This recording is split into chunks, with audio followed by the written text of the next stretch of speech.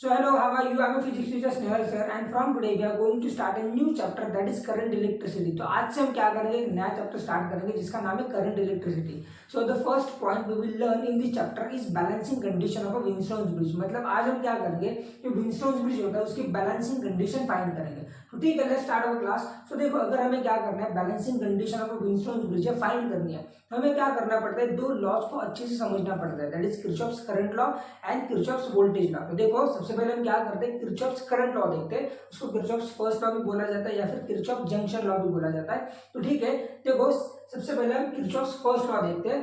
तो देखो, Kirchhoff's first law आपको क्या बताता है, the algebraic sum of current is equal to zero. That is algebraic sum मतलब समेशन होता है, तो समेशन ओवर आई मतलब क्या, तो summation over I is equal to zero. इसका मतलब क्या होता है, देखो ये समेशन को हम क्या बोलते हैं, तो अलजेब्रिक सम बोलते हैं. तो algebraic sum of I is a current, algebraic sum of current is equal to zero. अब देखो, अगर ये लॉ हमें ठीक से समझना है तो हम क्या करते हैं, उसको थोड़ा और डीपली देखते हैं. अब इसके साइन कन्वेंशन भी देखते हैं कैसे होता है. मतलब किरचॉफ्स करंट लॉ की साइन कन्वेंशन क्या होता है, तो देखो the current flowing towards the junction is positive and the current flowing away from the junction is negative. मतलब आपको क्या करना होगा, तो जो करंट जंक्शन की तरफ जा रहा है, अब देखो जंक्शन क्या होता है, तो junction is a point where current split. मतलब जंक्शन ऐसा पॉइंट होता है जहां से करंट क्या होता है, स्प्लिट होता है. तो जंक्शन की तरफ जो करंट जा रहा है, मतलब जहां से करंट स्प्लिट हो रहा है, ठीक है, यहाँ पे क्या है, तो ए जंक्शन है. मतलब जो करंट जंक्शन की तरफ जा रहा है वो क्या करना है, आपको पॉजिटिव लेना है. और जो जंक्शन से दूर जाएगा, मतलब देखो ये जंक्शन से क्या कर रहे हैं, दूर जा रहे हैं. जहाँ पे I3, I4 एंड I6 ये क्या कर रहे हैं, तो जंक्शन से दूर जा रहे हैं, they are away from the junction. तो हमें क्या करना होगा, उनको माइनस लेना होगा. मतलब जो करंट जंक्शन की तरफ जाते हैं उसको आपको क्या करना है, तो प्लस लेना है. और जंक्शन से दूर जाएंगे उसको आपको क्या करना है, तो माइनस लेना है. और जंक्शन क्या है, तो जंक्शन ऐसा पॉइंट होता है जहां से करंट क्या होता है, स्प्लिट होता है. अब देखो यहाँ पे I1, I2 and I5 is coming towards the junction, वो जंक्शन की तरफ आ रहे हैं. तो हमें क्या करना होगा, उनको प्लस लेना होगा. देखो I1 प्लस I2 ये दोनों क्या कर रहे हैं, तो जंक्शन की तरफ जा रहे हैं. ठीक है, जंक्शन मतलब क्या होता है, तो ऐसा पॉइंट जहां से करंट स्प्लिट होता है. अब देखो, जब मैं I3 की बात करता हूँ, तो I3 क्या है, तो जंक्शन से दूर जा रहा है, अवे फ्रॉम द जंक्शन. मतलब मुझे क्या करना होगा, I3 को माइनस लेना होगा. तो minus I3. I4 is going away from the junction, I4 भी क्या कर रहा है, जंक्शन से दूर जा रहा है, तो ये क्या होगा, माइनस. अब देखो I5 is coming towards the junction. अब I5 क्या कर रहा है, जंक्शन की तरफ आ रहा है, तो I5 क्या होगा, प्लस होगा. एंड I6 क्या कर रहा है, जंक्शन से दूर जा रहा है, मतलब जंक्शन से बाहर जा रहा है, तो वो क्या होगा, माइनस होगा, इज इक्वल टू जीरो. देखो लॉ क्या है आपका, तो algebraic sum of current is equal to zero. और इसके साइन कन्वेंशन आपको क्या बता रहे हैं, कि जो करंट जंक्शन की तरफ आ रहे हैं वो क्या है, सभी पॉजिटिव है. और जो जंक्शन से दूर जा रहे हैं वो क्या है, सभी निगेटिव है. इसलिए मैंने क्या लिखा, तो I1, I2 एंड I5 इनको मैंने प्लस साइन दिया. क्यों, क्योंकि वो जंक्शन की तरफ आ रहे हैं, है ना. And same I3, I4 and I6 ये क्या कर रहे हैं, तो जंक्शन से दूर जा रहे हैं. देखो I3, I6 एंड I4 ये क्या कर रहे हैं, जंक्शन से दूर जा रहे हैं, इसलिए मैंने क्या किया, उनको माइनस साइन दिया. अब देखो, अगर मैं क्या करता हूँ, ये I3, I4 एंड I6 इनको इस तरफ ट्रांसफर कर देता हूँ, तो यहाँ पे क्या है, तीनों माइनस है, वहां पे जाके क्या होंगे, प्लस होंगे. तो देखो यहाँ पे जो माइनस I3 था, माइनस I4 था एंड माइनस I6 था, मैंने क्या कर दिया, उनको उस तरफ ट्रांसफर किया. तो क्या हुआ, यहाँ पे जो माइनस थे वो वहां पे जाके क्या हो गए, प्लस हो गए. इसलिए क्या हुआ, I1 plus I2 plus I5 is equal to क्या आया, I3 plus I4 plus I6. अब देखा जाए तो ये I1, I2 एंड I5 ये क्या है, इनकमिंग करंट है. मतलब क्या हो रहा है, वो जंक्शन की तरफ जा रहे हैं. देखो I1, I2 एंड I5 ये क्या है, इनकमिंग करंट है, वो जंक्शन की तरफ आ रहे हैं. और I3, I4 एंड I6 ये क्या है, सभी आउटगोइंग करंट है. मतलब I3, I6 एंड I4 ये क्या कर रहे हैं, तो जंक्शन से दूर जा रहे हैं. तो इस लॉ को हम ऐसा भी बोलते हैं कि incoming current is equal to outgoing current. तो ये था आपका किरचॉफ्स करंट लॉ. अब देखो हम क्या करते हैं, किरचॉफ्स वोल्टेज लॉ देखते हैं, या फिर किरचॉफ्स सेकंड लॉ भी देखते हैं, या फिर उसको हम किरचॉफ्स लूप लॉ भी बोलते हैं. तो देखो किरचॉफ्स लूप लॉ आपको क्या बताता है, algebraic sum of product of current and resistance plus algebraic sum of EMF is equal to zero. That is, देखो किरचॉफ्स सेकंड लॉ आपको क्या बताता है, तो algebraic sum of product of current and resistance plus algebraic sum of EMF is equal to 0. That is algebraic sum of product of current and resistance plus algebraic sum of EMF is equal to 0. अभी मैंने क्या बताया था, तो इस sign को मतलब summation को हम क्या बोलते हैं, तो algebraic sum बोलते हैं. तो algebraic sum of, अब ये देखो ये क्या है, तो I और R का, I क्या है करंट है और R क्या है रेजिस्टेंस है. तो I और R का क्या है मल्टीप्लीकेशन है और इसी को हम क्या बोलते हैं प्रोडक्ट बोलते हैं, है ना. मतलब क्या होगा, तो algebraic sum of product of इसका current and resistance plus algebraic sum of EMF is equal to 0. मतलब क्या, तो हम इसको ऐसा भी लिख सकते हैं, तो देखो कैसे, तो algebraic sum of voltage plus algebraic sum of EMF is equal to 0. क्योंकि आपका ओम्स लॉ आपको क्या बताता है, तो V is equal to IR.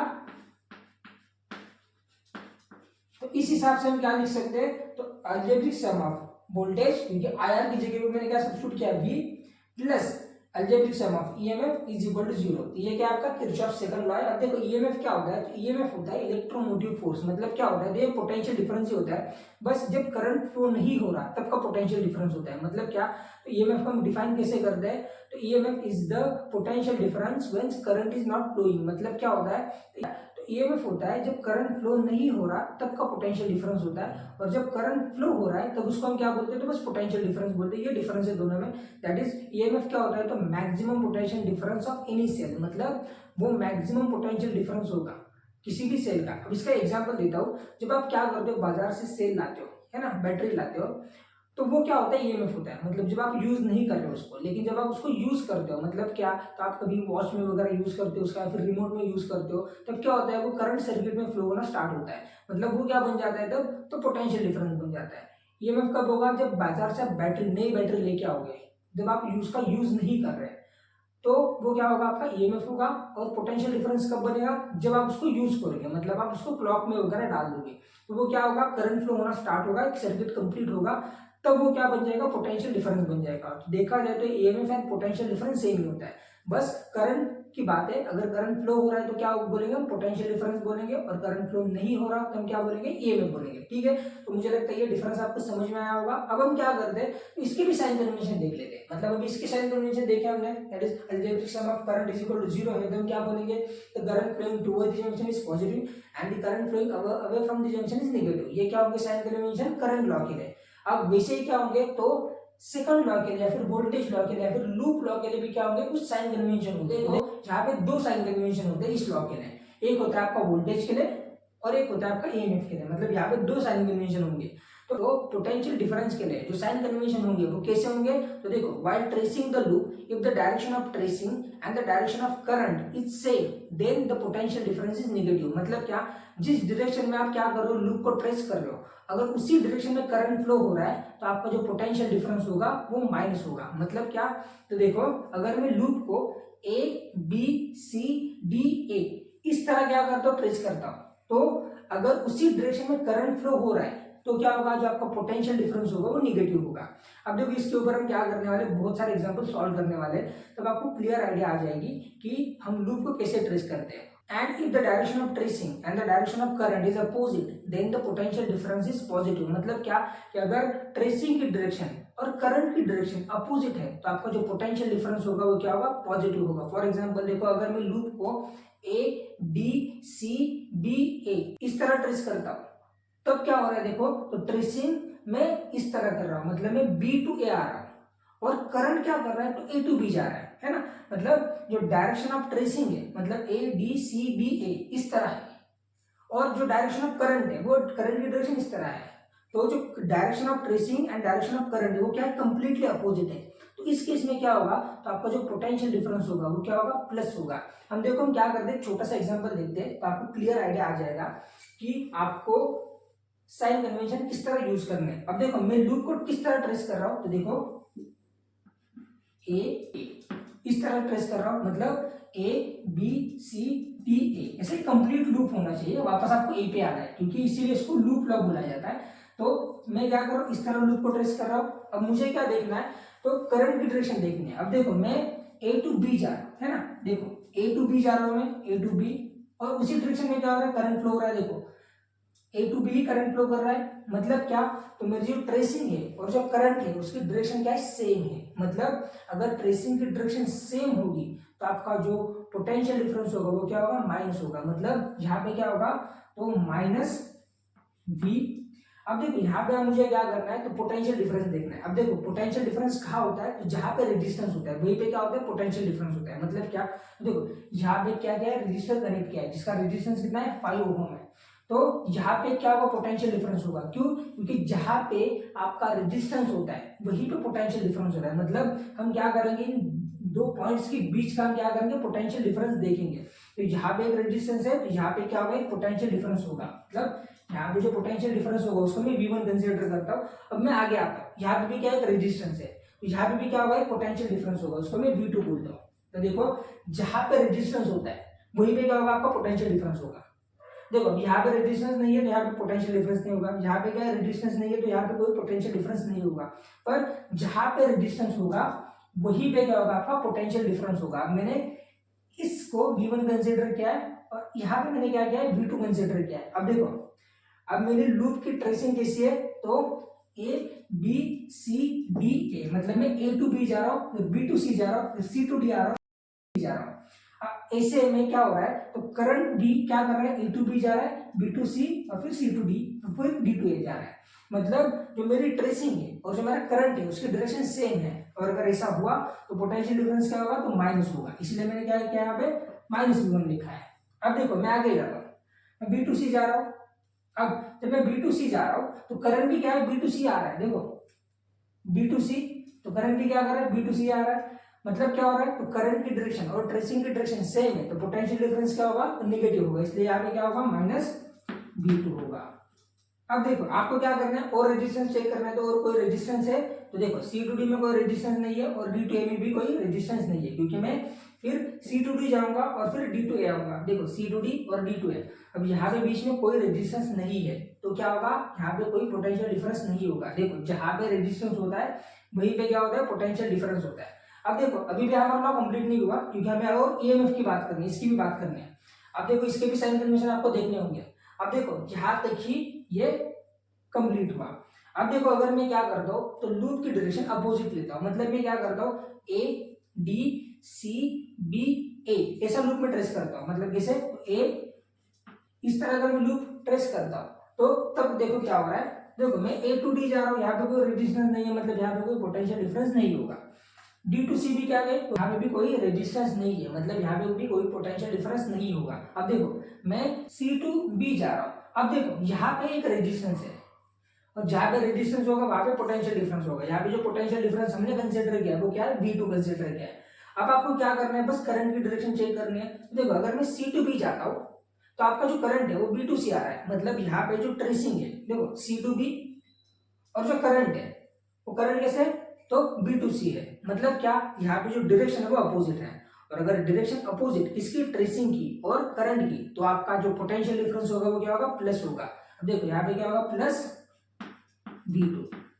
क्यों, क्योंकि यहाँ पे जो करंट की डायरेक्शन है वो B टू C है और आपकी ट्रेसिंग की डायरेक्शन कैसे C टू B है। देखो C टू B, इसीलिए डायरेक्शन अपोजिट है तो जो आपका पोटेंशियल डिफरेंस होगा वो क्या होगा, प्लस होगा।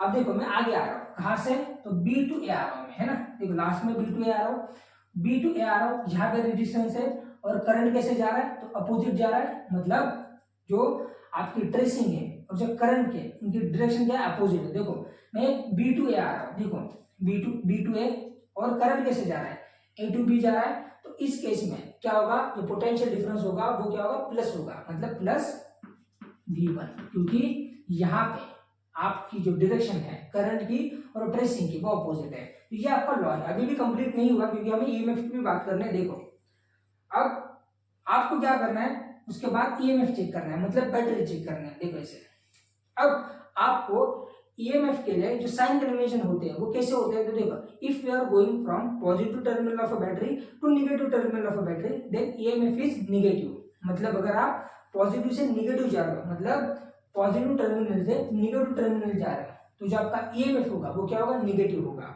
और if you are going from negative terminal of a battery to positive terminal of a battery then EMF is positive. मतलब क्या, अगर आप नेगेटिव से पॉजिटिव आ रहे हो, मतलब आपके लिए फर्स्ट निगेटिव टर्मिनल आ रहा है एंड देन पॉजिटिव टर्मिनल आ रहा है, तब क्या होगा, जो ईएमएफ होगा वो पॉजिटिव होगा। देखो फिर से, अगर आप पॉजिटिव टर्मिनल से निगेटिव टर्मिनल जा रहे हो, मतलब आपके लिए फर्स्ट पॉजिटिव टर्मिनल आ रहा है एंड उसके बाद निगेटिव टर्मिनल आ रहा है, तो जो आपका ईएमएफ होगा वो क्या होगा, निगेटिव होगा। पर अगर आप निगेटिव टर्मिनल से पॉजिटिव टर्मिनल आ रहे हो तो आपका जो ईएमएफ होगा वो क्या होगा, प्लस होगा। देखो कैसे, अब हम क्या करते हैं, सेम लूप ही कंसीडर करते हैं पहले वाले, A B C D A, मतलब A B C D A. अब देखो यहाँ पे कोई बैटरी नहीं है, बैटरी आपकी कहाँ पे है, तो C2D है ना, और आप कैसे आ रहे हो, तो C2D आ रहे हो।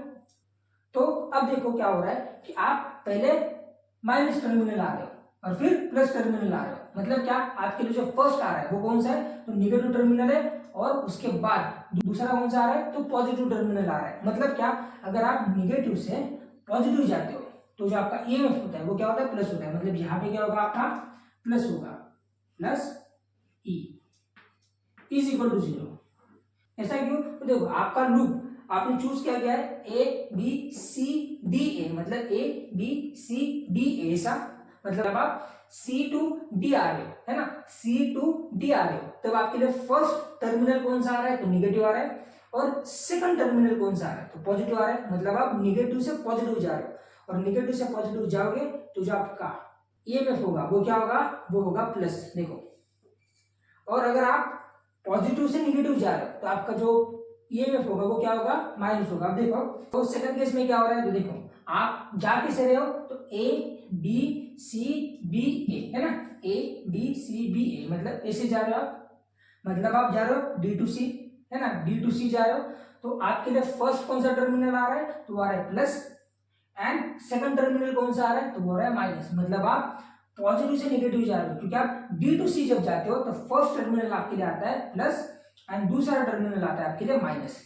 इसीलिए यहाँ पे जो ईएमएफ होगा वो क्या होगा, माइनस होगा, क्योंकि यहाँ पे आप क्या कर रहे हो, पॉजिटिव से निगेटिव जा रहे हो, इज इक्वल टू 0। देखो ये जो साइन कन्वेंशन होते हैं ना, सबसे ज्यादा इंपॉर्टेंट यही होते हैं। देखो इसके ऊपर हम क्या करने वाले, बहुत सारे एग्जाम्पल सॉल्व करने वाले, तो आपको आगे भी आएगा, क्लियरली हो जाएगा कि जो साइन कन्वेंशन होते हैं उसको हम यूज कैसे करते हैं। अब देखो फिर से एक बार बताता हूँ कि अगर पोटेंशियल डिफरेंस है तो आपको क्या करना होगा, ट्रेसिंग की डायरेक्शन और करंट की डायरेक्शन अगर सेम आ रहे तो आपको पोटेंशियल डिफरेंस क्या होगा, तो माइनस होगा। सेम डायरेक्शन के लिए पोटेंशियल डिफरेंस माइनस, कंफ्यूज मत होना। और अगर ट्रेसिंग की डायरेक्शन और करंट की डायरेक्शन अगर अपोजिट है तो आपको पोटेंशियल डिफरेंस क्या होगा, तो प्लस होगा। और ईएमएफ के लिए क्या है, अगर आप पॉजिटिव टर्मिनल से निगेटिव टर्मिनल जा रहे हैं, मतलब आपके लिए फर्स्ट पॉजिटिव टर्मिनल आ रहा है और फिर निगेटिव टर्मिनल आ रहा है, तो क्या होगा, जो आपका ईएमएफ होगा वो माइनस होगा। लेकिन अगर आप निगेटिव टर्मिनल से पॉजिटिव टर्मिनल जाओगे, मतलब आपके लिए फर्स्ट निगेटिव टर्मिनल आएगा और उसके बाद पॉजिटिव टर्मिनल आएगा, तो जो आपका ईएमएफ होगा वो होगा प्लस। देखो अब देखो जो लूप होता है ना, बहुत सारे लोग कंफ्यूज होते हैं। लूप आप अपने हिसाब से कोई भी चूज कर सकते हो। फॉर एग्जांपल आप A B C D A भी चूज कर सकते हो और आप ए बी सी बी ए भी चूज कर सकते हो। जो ये डिपेंड करता है आपके ऊपर, आप लूप किस तरह चूज करना चाहते हो, आप किस तरह उस लूप को ट्रेस करना चाहते हो, ये डिपेंड कंप्लीटली आपके ऊपर करता है। आप इनमें से कोई भी लूप ट्रेस कर सकते हो। अब देखो मैं क्या बोलता हूँ हमेशा कि लूप ऐसा ट्रेस करो कि जो आपका पोटेंशियल है ना वो हमेशा क्या होगा, प्लस आएगा। फॉर एग्जाम्पल ये लूप, यहाँ पे क्या होगा, जो आपका पोटेंशियल होगा क्या होगा, प्लस होगा, क्योंकि डायरेक्शन अपोजिट है तो पोटेंशियल डिफरेंस क्या होगा, प्लस होगा। देखो हमेशा ये याद ही रखो, ये थंब रूल बना के रखो कि आपको ऐसा लूप चूज करना है जिसमें करंट की डायरेक्शन और ट्रेसिंग की डायरेक्शन अपोजिट है। मतलब क्या होगा, उससे जो आपका एग्जाम्पल होता है ना या फिर न्यूमेरिकल होता है ना, वो सॉल्व करने में बहुत आसानी होती है। तो याद ही रखो, आपको लूप ऐसा ट्रेस करना है कि आपका जो पोटेंशियल होगा, पोटेंशियल डिफरेंस, वो हमेशा क्या होगा, प्लस होगा। मतलब ये वाला लूप। अब देखो यहाँ पे भी कंप्लीट नहीं हुआ हमारा इक्वेशन, क्यों, क्योंकि देखो हमें यहाँ पे इसकी भी वैल्यू सब्स्टिट्यूट करनी है, मतलब V1 और V2 की। तो देखो यहाँ पे मैंने जो V1 और V2 का यूज किया है वो बस आपके अंडरस्टैंडिंग के लिए किया है, लेकिन हमारा लॉ क्या बोलता है, तो algebraic sum of product of current and resistance plus EMF is equal to 0 है। अब हमें क्या करना होगा, V1 और V2 के लिए करंट और रेजिस्टेंस चेक करने होंगे। अब देखो करंट तो सेम ही है, करंट तो आई प्लस पास कर रहा है इसमें से। अब देखो करंट आई है और आपका रेजिस्टेंस क्या है, फाई है, और ओम्स का क्या बताता है कि V क्या होता है, तो IR होता है। मतलब आपको क्या करना होगा, यहाँ पे करंट की वैल्यू और रेजिस्टेंस की वैल्यू सब्स्टिट्यूट करनी होगी। अब देखो यहाँ पे V1 के लिए जो करंट है वो क्या है, I है, मतलब I माइनस I, और रेजिस्टेंस क्या है, तो 5 ओम है, मतलब यहाँ पे क्या होगा 5 ओम, माइनस V2 के लिए करंट क्या है, तो I है, और जो रेजिस्टेंस है वो क्या है, 2 है, तो क्या होगा I इंटू 2, और ई कितना है, ईएमएफ कितना है, 5 प्लस 5 इज इक्वल टू 0। देखो यहाँ पे V क्या होता है, तो आई आर होता है। आपको क्या करना है, आई की और आर की वैल्यू सब्स्टिट्यूट करने हैं बस। अब देखो देखा जाए तो करंट तो सेम ही फ्लो हो रहा है ना इस केस में, तो करंट आई पास कर रहा है, तो आपके लिए आई कितना है, तो आई है, और रेजिस्टेंस आपको देखना है, यहाँ पे एक बार क्या है 5 है, और यहाँ पर एक बार क्या है 2 है, तो यहाँ पे क्या करोगे, आर की जगह पे एक बार 5 लिखोगे और एक बार 2 लिखोगे, और ये क्या लिखा है, ये कितना है, तो 5 है, इसलिए हमने क्या किया 5 लिखा है। अब देखो यहाँ पे हम क्या लिखेंगे, तो minus 5i minus 2i plus 5 is equal to 0। Same यहाँ पे भी क्या होगा, देखो यहाँ पे होगा आपका V2 के लिए आपको क्या करना होगा, करंट चेक करना होगा, V2 ये है, V2 के लिए करंट क्या है, I है, तो यहाँ पे होगा I इंटू रेजिस्टेंस क्या है, 2 है, तो 2 प्लस, अब देखो यहाँ पे क्या है, तो करंट I है V1 के लिए, है ना, V1 की वैल्यू सब्स्टिट्यूट कर रहे हैं, तो करंट V1 के लिए क्या है, I है, तो I करंट वैसे का वैसा एज इट इज, एंड जो रेजिस्टेंस है वो कितना है 5, तो यहाँ पे कितना होगा 5 माइनस ईएमएफ कितना है हमारा 5, तो माइनस 5 इज इक्वल टू 0। तो इस तरह में क्या करना होता है, तो किरचॉफ का वोल्टेज लॉ का यूज करना होता है। अब देखो देखा जाए तो बहुत इजी है, हम आगे भी एग्जांपल सॉल्व करेंगे, ये बस आपके अंडरस्टैंडिंग के लिए था। अब हम क्या करते हैं, हमारा जो मेन टॉपिक है that is balancing condition of Wheatstone's bridge, वो देख लेते हैं। और देखो ये टॉपिक बहुत ज्यादा इंपॉर्टेंट टॉपिक है, मतलब अगर आप सीबीएसई बोर्ड से हो या फिर आप एचएससी बोर्ड से हो, या आप दोनों के लिए क्या है, टॉपिक बहुत इंपॉर्टेंट है, क्योंकि ये टॉपिक बहुत बार आपके बोर्ड एग्जाम में पूछा गया है। और देखो विंडस्टोन ब्रिज होता क्या है, तो देखो Wheatstone bridge is a network of 4 resistance, मतलब विंडस्टोन ब्रिज क्या होता है, तो एक नेटवर्क होता है जिसमें 4 रेजिस्टेंस होते हैं। देखो R1 R2 R3 R4, यहाँ पे लोग PQRS भी लिखते हैं, कोई दिक्कत नहीं है, आप R1 R2 भी लिख सकते हो। तो ये 4 रेजिस्टेंस का नेटवर्क होता है, जिसमें से क्या होता है, 3 नोन होते हैं और एक अननोन होता है। मतलब क्या, जिसमें 3 जो रेजिस्टेंस होते हैं आपको पता होता है, बस एक पता नहीं होता। और हम क्या करते हैं, विंडस्टोन ब्रिज का यूज करके वो अननोन रेजिस्टेंस कैलकुलेट करते हैं। मतलब क्या, जो 3 नोन रेजिस्टेंस है आपके पास, उसका यूज करके आप क्या करते हैं, अननोन रेजिस्टेंस कैलकुलेट करते हो। मतलब to find the unknown resistance with the help of 3 known resistance Wheatstone bridge is used. मतलब 3 अननोन से आप क्या करते हो, एक अननोन कैलकुलेट करते हो। अब देखो हम क्या करते हैं, डायग्राम को समझ लेते हैं। तो देखो हमने क्या किया, एक बैटरी से ये एक नेटवर्क क्रिएट किया है, जिसमें क्या है, 4 रेजिस्टेंस है। तो R1 R2 R3 and R4 ऐसे 4 रेजिस्टेंस है। और हमने क्या किया है, तो B और D के बीच में गैल्वेनोमीटर कनेक्ट किया है, मतलब एक गैल्वेनोमीटर कनेक्ट किया है, कहाँ पे, B और D इस पॉइंट के बीच में। अब देखो अगर आपको ये जो बैलेंसिंग कंडीशन है वो प्रूव करनी है, तो आपको क्या कंसिडर करना होता है कि the current through galvanometer is 0। मतलब क्या, तो गैल्वेनोमीटर से करंट जो पास हो रहा है वो 0 है, मतलब तभी क्या होगा, जो आपकी बैलेंसिंग कंडीशन है वो प्रूव हो पाएगी। मतलब हम कंसिडर क्या करते हैं कि इसमें से, मतलब B और D के बीच में क्या होता है, करंट 0 है, मतलब यहाँ से फ्लो नहीं कर रहा, तभी क्या हो पाता है कि हम ये कंडीशन प्रूव कर पाते हैं। और देखो इसका मतलब क्या, ये जो करंट है ना वो डायरेक्टली ABC से पास हो रहा है एंड ADC से पास हो रहा है, मतलब इसे करंट बाहर से पास हो रहा है और वापस क्या हो रहा है, इस बैटरी में आ रहा है। अब देखो हम क्या करते हैं, तो सबसे पहले करंट देख लेते हैं। तो देखो करंट क्या है, यहाँ से I पास हो रहा है। अब कंसिडर क्या करते हैं, तो यहाँ से I1 जा रहा है और यहाँ से I2 जा रहा है। सिमिलरली यहाँ पे क्या होगा, वो I1 होगा, यही करंट आगे आएगा, ऐसा I1 ही आगे आएगा, और यहाँ से क्या होगा, I2 ही आगे आएगा। हम कंसिडर क्या कर रहे हैं कि करंट नीचे नहीं जा रहा, मतलब इसे गैल्वेनोमीटर के थ्रू पास नहीं कर रहा, मतलब करंट यहाँ से I1 या फिर I1 माइनस जो भी करंट होगा यहाँ से नहीं जा रहा, या फिर I2 भी यहाँ नहीं जा रहा। हम कंसिडर क्या कर रहे हैं कि यहाँ से गैल्वेनोमीटर से करंट 0 ही है, मतलब करंट I1 बाहर से इसे फ्लो कर जा रहा है और I2 भी क्या कर रहा है, इसे बाहर से ही फ्लो कर जा रहा है, तभी क्या हो पाता है, ये बैलेंसिंग कंडीशन प्रूव हो पाती है। अब देखो हम क्या करेंगे, एक लूप कंसिडर करेंगे, जिस तरह हमने अभी लूप कंसिडर किए थे। तो हम देखो कंसिडर क्या करेंगे लूप, तो देखो A B G D A, या फिर A D G B A, ऐसा लूप मैं कंसिडर कर सकता हूँ। देखो हमारे लिए क्या है, हम लूप कोई भी चूज कर सकते हैं, मैंने पहले भी बोला है कि आप लूप कोई भी चूज कर सकते हो, ये डिपेंड आपके ऊपर करता है। और तो देखो मैं लूप कैसे ट्रेस करता हूँ, तो देखो A B G D A, इस तरह लूप ट्रेस करता हूँ। तो देखो ए, अब मैंने ये लूप चूज किया, अब मुझे क्या करना है, तो किरचॉफ सेकंड लॉ का यूज करना है, मतलब क्या, किरचॉफ वोल्टेज लॉ का चूज करना है। अब देखो अगर मैं A B G D A ये लूप चूज करता हूँ, तो मैंने क्या बोला पहले कि जहां पे रेजिस्टेंस होता है वहीं पे क्या होता है, आपका पोटेंशियल डिफरेंस होता है। अब देखो यहाँ पे पहले क्या हो रहा है, आपके पास पोटेंशियल डिफरेंस आ रहा है ये वाला, क्योंकि यहाँ पे रेजिस्टेंस है, तो यहाँ पे पोटेंशियल डिफरेंस होगा। अब मुझे क्या देखना है कि करंट की डायरेक्शन और ट्रेसिंग की डायरेक्शन क्या वो सेम है, तो हाँ सेम है। देखो करंट भी ऐसे आ रहा है, मतलब करंट भी ए टू बी जा रहा है, देखो, और मेरा ट्रेसिंग भी ए टू बी है। मैं ट्रेस कैसे कर रहा हूँ, ए टू बी कर रहा हूँ, और जो करंट है वो भी क्या है, ए टू बी जा रहा है, मतलब करंट I1। तो इस वक्त क्या होता है, जो पोटेंशियल डिफरेंस होता है वो क्या होता है आपका, तो वो होता है माइनस। तो यहाँ पे क्या होगा, माइनस करंट कौन सा है, I1, और रेजिस्टेंस कौन सा है, R1, है ना, बिकॉज B इज इक्वल होता है IR। तो यहाँ पे आपको क्या करना पड़ता है, बस करंट और रेजिस्टेंस देखना पड़ता है। अब देखो यहाँ पे करंट है I1, रेजिस्टेंस है R1, इसलिए मैंने क्या लिखा है, I1 एंड R1। अब देखो मैं आगे आऊंगा, B to D current pass नहीं हो रहा, मैंने बोला है कि अगर बैलेंसिंग कंडीशन प्रूव करनी है तो आपको कंसीडर क्या करना होगा कि यहाँ से करंट पास नहीं हो रहा। अब देखो मैं कहां से कहां जा रहा हूँ, तो डी टू ए आ रहा हूँ, देखो डी टू ए है ना, डी टू ए आ रहा हूँ मैं। और इस केस में क्या हो रहा है, तो करंट की डायरेक्शन अपोजिट है, क्योंकि मैं डी टू ए आ रहा हूँ, यहाँ पे देखो डी टू ए, लेकिन करंट कैसे जा रहा है, तो ए टू डी जा रहा है। तो अगर ट्रेसिंग की डायरेक्शन और करंट की डायरेक्शन अपोजिट है तो पोटेंशियल डिफरेंस क्या होता है, तो वो होता है प्लस।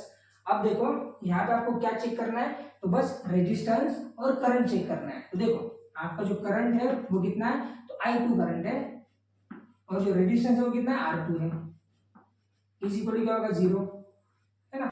ये हमने कैसे लिखा, तो किरचॉफ का वोल्टेज लॉ यूज करके। यहाँ पे कोई भी ईएमएफ नहीं है, मतलब मेरे लूप में मैंने लूप कौन सा चूज किया है, A B G D A, इस लूप में कोई भी ईएमएफ नहीं है, इसलिए यहाँ पे ईएमएफ की टर्म नहीं आई, लेकिन पोटेंशियल है। कैसे, यहाँ पे दो रेजिस्टेंस है R1 एंड R2, इसलिए क्या होगा, यहाँ पे दो बार पोटेंशियल डिफरेंस आएगा, क्योंकि जहां पे रेजिस्टेंस होता है वहीं पे आपका पोटेंशियल डिफरेंस होता है। अब पोटेंशियल डिफरेंस आप कैसे लिखते हो, तो B is equal to IR से आपको क्या चेक करना है कि करंट कौन सा है, तो I1 है, और रेजिस्टेंस कौन सा है, तो R1 है। तो आपने क्या लिखा, I1 R1। अब आपको वहां पे भी क्या करना पड़ता है, तो आपको लूप देखना पड़ता है और करंट की डायरेक्शन देखनी पड़ती है। अगर वो दोनों सेम है तो आपका जो पोटेंशियल डिफरेंस होता है वो माइनस आता है, अगर वो अपोजिट है तो पोटेंशियल डिफरेंस क्या होता है, प्लस आता है। तो यहाँ पे जब मैं ए टू बी जा रहा हूँ तो करंट की डायरेक्शन भी क्या है, ए टू बी है, देखो ए टू बी जा रहा हूँ तो करंट की डायरेक्शन कैसे, ए टू बी है, इसलिए यहाँ पे पोटेंशियल डिफरेंस माइनस आया।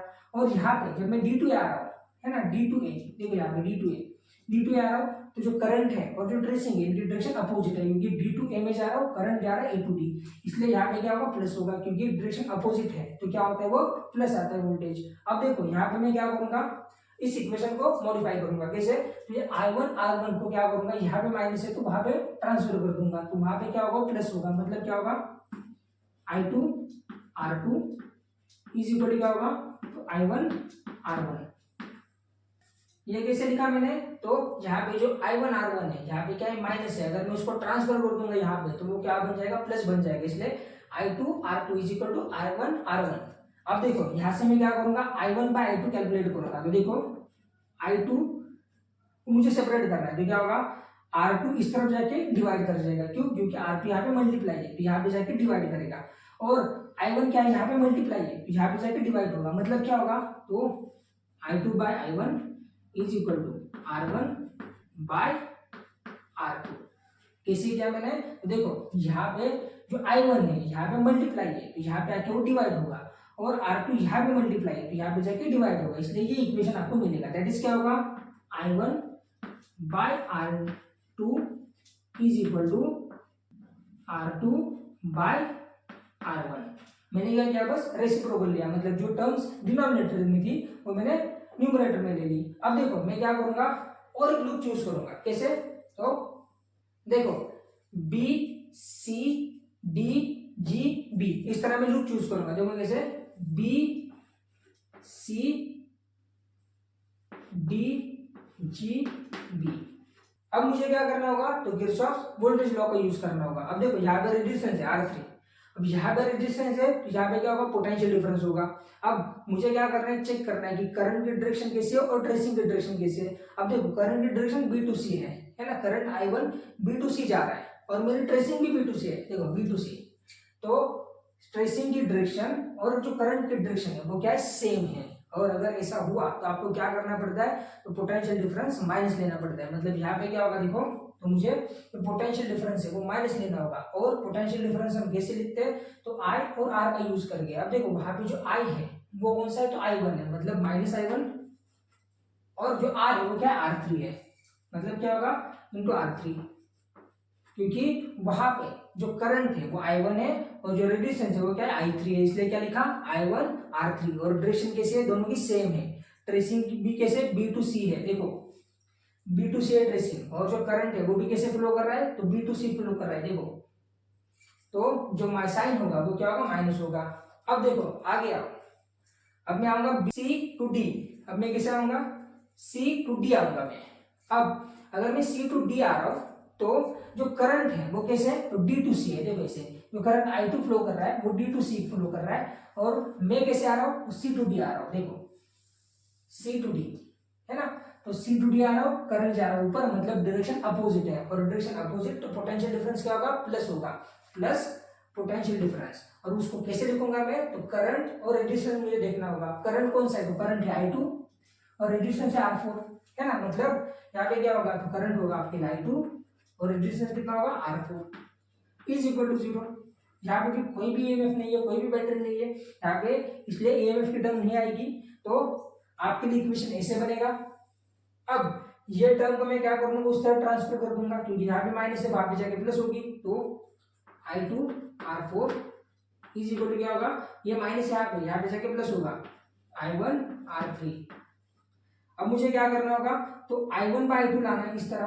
तो मैं क्या करूंगा, यहाँ पे R4 को यहाँ पे ट्रांसफर कर दूंगा, तो यहाँ पे डिवाइड, यहाँ पे जाके मल्टीप्लाई होगा। तो देखो I2 by I1 is equal to क्या होगा, तो R3 बाय R4। मतलब क्या होगा, तो R4 यहाँ पे मल्टीप्लाई है, यहाँ पे जाके डिवाइड होगा, और I1 क्या है, यहाँ पे मल्टीप्लाई है, यहाँ पे जाके डिवाइड होगा, इसलिए ये इक्वेशन मिलेगा आपको। और मुझे क्या करना है, तो I1 बाय I2 कैलकुलेट करना है। तो I1 by I2 is equal to क्या होगा, तो R4 बाय R3। मैंने क्या किया, बस रेसिप्रोकल लिया। मतलब क्या किया मैंने, जो टर्म डिनोमिनेटर में थी वो मैंने क्या की, न्यूमरेटर में ले ली। इसलिए क्या हुआ, I1 by I2 is equal to R4 by R3। इसको मैं क्या करता हूँ, इक्वेशन नंबर 2 बोलता हूँ, और इसको इक्वेशन नंबर 1 बोलता हूँ मैं। तो अगर मैं इक्वेशन 1 और इक्वेशन 2 को ठीक से देखता हूँ तो मुझे क्या पता चल रहा है कि दोनों की LHS, मतलब ये टर्म, ये दोनों की सेम है। मतलब दोनों की LHS क्या है, सेम है। और अगर दोनों की LHS सेम होगी तो RHS भी सेम होगी। मतलब हम क्या लिख सकते हैं, तो देखो R4 by R3 is equal to किसके बराबर होगी, तो R2 बाय R1। ये मैंने कैसे लिखा, तो देखो दोनों की LHS सेम है ना, इसलिए दोनों की RHS भी सेम होगी, इसलिए R4 बाय R3, ये RHS है सेकंड नंबर की, इज इक्वल टू क्या होगा, R2 बाय R1, ये क्या है, RHS है फर्स्ट नंबर की। तो LHS सेम है, दोनों की RHS भी सेम होगी। या फिर हम इसको कैसे लिख सकते हैं, देखो R3 by R4 is equal to R1 by R2। क्या किया मैंने, तो बस रेसिप्रोकल लिया इसका। तो क्या हुआ, ये टर्म ऊपर आ गई और ये टर्म नीचे चली गई। That is R3 by R4 is equal to R1 by R2। या फिर क्या होगा, मतलब मैंने क्या किया, तो इसी इक्वेशन को मॉडिफाई किया, थोड़ा सा रीअरेंज किया, तो मुझे क्या मिला, R1 by R2 is equal to R3 by R4। देखा जाए तो मैंने इस इक्वेशन को क्या किया, बस मॉडिफाई किया तीनों बार। अब देखो और एक बार बताता हूँ कि यहाँ पे R1, R2, R3, R4 की जगह पे बहुत सारे टेक्स्ट बुक में क्या लिखा है, P, Q, R, S लिखा है। कोई फर्क नहीं पड़ता, आप R1, R2, R3, R4 लिख सकते हो। बस मैं क्या करता हूँ, R का यूज करता हूँ, मतलब R1, R2 का, क्योंकि रेजिस्टेंस होता है वो हम क्या करते हैं, डिनोट नॉर्मली R से करते हैं, इसलिए मैं क्या करता हूँ, तो R1, R2, R3, R4 से ही करता हूँ इसको। P, Q, R, S थोड़ा सा मुझे ऑड लगता है, इसलिए मैं क्या करता हूँ, बस इन्हीं का यूज करता हूँ, R1, R2 का। तो this is it for today. अगर आपको वीडियो अच्छा लगा तो प्लीज लाइक कर देना एंड चैनल को सब्सक्राइब कर देना।